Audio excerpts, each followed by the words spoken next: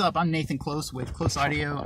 This video is basically to talk about Jordan Valerio's courses, the Hardcore Music Studio, and how it's affected basically my mixing and my career in general.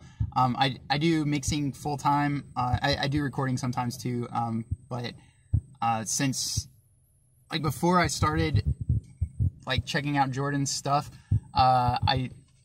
I had issues with my drums being punchy enough, with my guitars sounding like clear and big and everything. And after like checking out his, especially his mixing course, like I had several aha moments from it. One of them in particular was just realizing that my drums have most of the time been out of phase with one another, and getting that sorted has helped them be a lot more punchy, along with his use of parallel compression on the drums. Like learning how he did that made my drums pop a lot more in your face and like a lot more slamming sounding basically.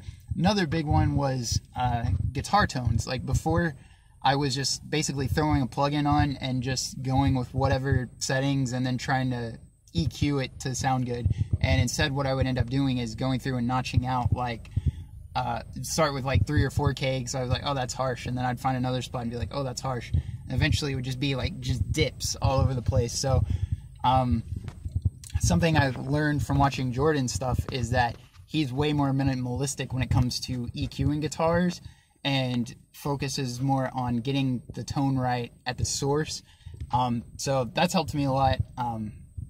Now I'm not doing like 20 EQ moves and my guitars don't sound nearly as hollow, like they sound full and like a real guitar should sound, instead of having all these weird phasey holes in them and stuff.